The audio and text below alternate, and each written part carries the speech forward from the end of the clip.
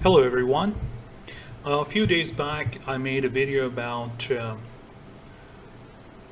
comparison between Twitter and YouTube and how some lessons from Amazon have been very instrumental in understanding how YouTube is a better means of communication as compared to Twitter.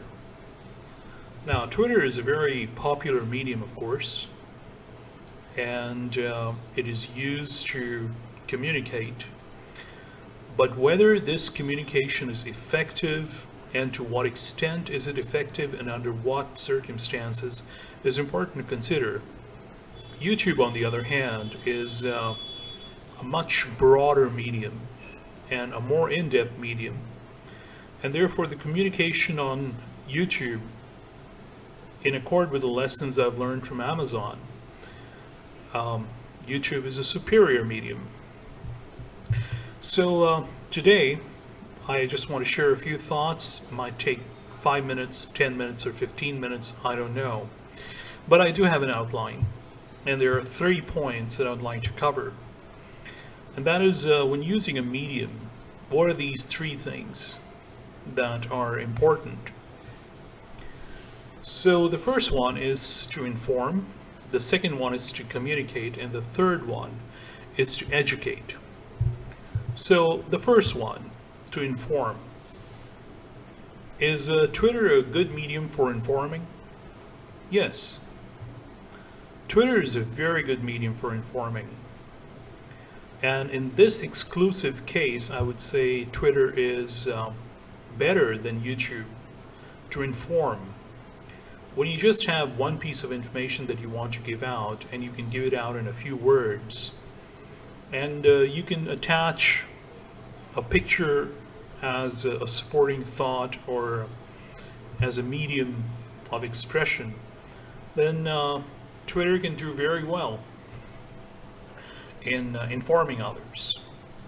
YouTube, in this regard, may be a bit redundant, because if you just have to inform about a small thing, then it's not necessary to make a video of any length, not even a minute.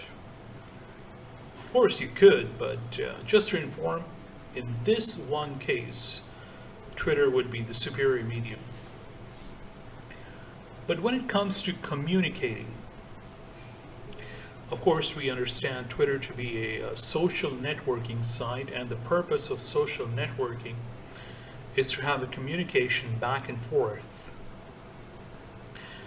And in this regard, Twitter has been used in this way, but because of the character limit, it is not a good medium for communication.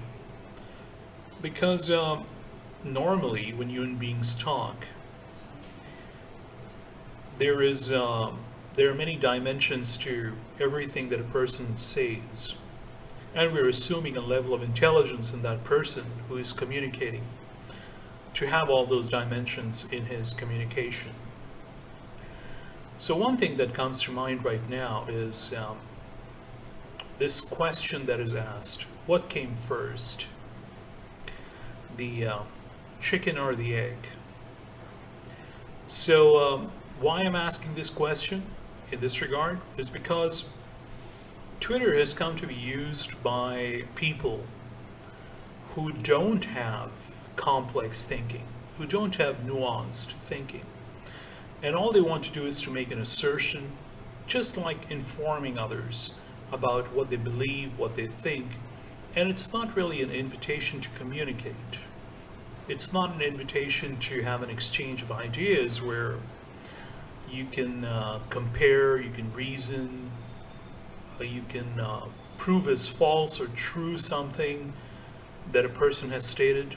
It is simply asserting something or giving an opinion. And usually there is no background, there is no context, unless someone shares a link to an article or a video, in fact. But then people don't bother to look into the article or the video that is shared. So as far as communication is concerned, has Twitter been the reason that communication has deteriorated, or is it the case that people who already had poor communication skills found Twitter to be the preferred medium to communicate? Now, both statements could be true, but I can say from experience that had I, in my own case, decided to conform to the way Twitter is designed, it would have led to a deterioration in my own style of communication. And because I've decided not to conform, it has kept me protected from the negative influence of Twitter in this regard. I could say more about this, but the rest of it would be for you to think about. The point has been made. The last point is about educating, or education, to educate. Twitter is absolutely not a medium to educate anyone, because to educate, you have to transmit an idea. You have to also first listen to the idea of the other person. So let's assume there is a teacher and a student, and a teacher wants to transmit an idea. So the teacher can begin by simply stating what he or she knows, and the idea would be transmitted. A good teacher would ask questions at the beginning of the lesson. He or she would ask the students their view or their understanding or of their knowledge about a particular subject, and come to find out if there are erroneous ideas or ideas that are simply different from what the teacher knows. And then starts the education. And in this process, the teacher is also learning something and the student is learning something. However, all of this is virtually nullified on Twitter. Not as if this is successful on YouTube. For instance, there are videos hours long on YouTube in where a person is giving a lecture, or two or three people are discussing something and a viewer is just watching passively. I could mention a name of a person that comes to mind, but I would rather not.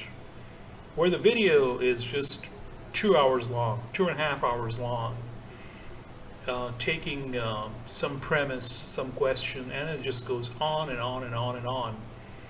And the person who's watching is, at best, passively watching. And why are they watching? If they watch it all the way through, perhaps it's admiration for that person. Perhaps it's just boredom and nothing else to do. But it's not really education. Because education would presuppose that there's a transmission of idea, and then there's the verification whether that idea has been transmitted correctly, properly, whether the student has understood the idea as it has been transmitted, or in fact, has the student even exceeded the expectation of the teacher by understanding beyond what the teacher has transmitted by exhibiting special insight. Because there are students like that who have special insight, something even the teacher doesn't have. So in this regard, in regards to education, Twitter is an utter failure. YouTube is only partially successful. And the lesson from Amazon in this regard is, why Amazon? Because it's a marketplace, and to sell products it has to inform the customers. So the way it is designed on Amazon, it gives you enough information in as few words as possible. And then if you want to learn more, the manufacturer would often have extra information that you can look into. They could be complete manuals in PDF format that you can read if you want to learn about, say, an audio system, a wristwatch, an electronics item, something like that. But then you have the time. You have to be actively involved to open the manual, to understand what it says, and if you're not clear, then you can ask a question on Amazon, and chances are that the seller or the manufacturer would answer your question. So coming back to Twitter or YouTube, because a lot of the ideas that are being transmitted or shared are done for free, in that the viewer is not paying anything, and the one who is transmitting the idea, though he may earn from advertisements or subscriptions, he is not doing so as a service for which he's being paid. So there is less of a sense of responsibility. There is freedom, but there's less of a sense of responsibility as far as the teacher is concerned. So I've made my points clearly enough and explicitly enough about the comparison between Twitter and YouTube when it comes to these 3 points: to inform, to communicate, to educate. And in all 3, the number 1, to inform, Twitter surpasses YouTube. In the other 2, YouTube surpasses Twitter. But even in the last point, to educate, YouTube is only partially successful. So those are the 3 points that I wanted to make, and I think this would be part 2. I might make a part 3 to this video, but as far as I can see, this is all I have to share about part 2. It's almost 12 minutes now, and this is all I had to share. I'd like for you to listen if you have the patience and the time, and I'd like to hear your thoughts about what you think this video has educated you in this regard about. So thank you for your time, and goodbye.